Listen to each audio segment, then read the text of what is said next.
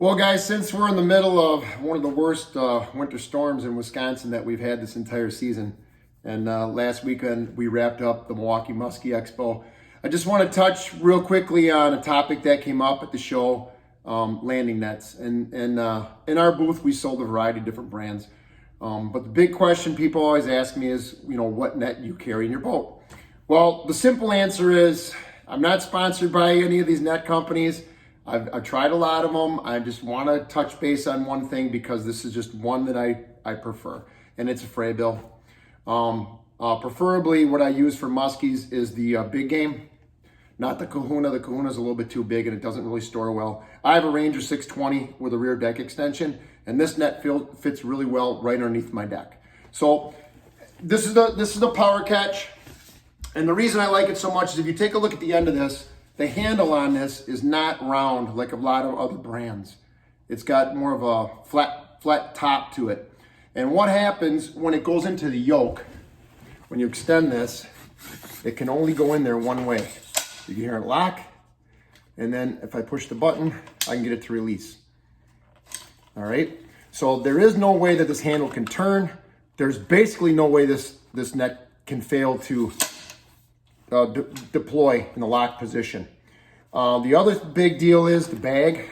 A little bit thicker than a lot of other bags. I like this because it's coated very well. It protects the fish.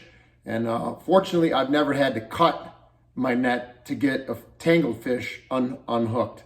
It's a lot easier to take a really good hook cutters, cut the hooks out. I don't want to, the last thing I want to do is hurt the fish. So this is all for safety. And you can see how deep the bag is on this. I can leave that lay over the side of my boat.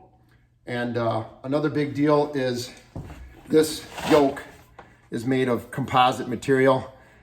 Very little chance that's going to scratch the gunnel of my boat. And that's another big deal for me because the last thing I want to do is scratch the top of a Ranger boat.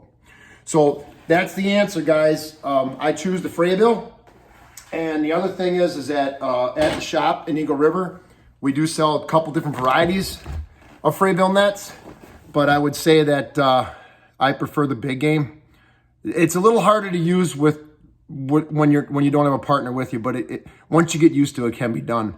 I usually just leave it extended on my deck, and if I have to come back and get it, that's what I wind up doing. But they do make another one called the Conservation Series, much lighter and a thinner material, but it's still coated to the net bag. Just something you might want to check out, especially if you fish a lot of places by yourself, even if you're carrying in, for example. That net seems to work out pretty well. But I just wanted to touch base with you on that today. So the answer to the question that a lot of people asked this last weekend, and actually, a lot of people did come in and buy a lot of nets from it. We really appreciated that, but I'm not going to sugarcoat it. I'm just going to tell you the truth, my personal opinion. I'm not here to sell anything. Okay. Now remember, you can see us at Guide's Choice Pro Shop in Eagle River, and you can catch me on Facebook at Ripple Lift Fishing Team LLC. Thanks, guys, and have a great day.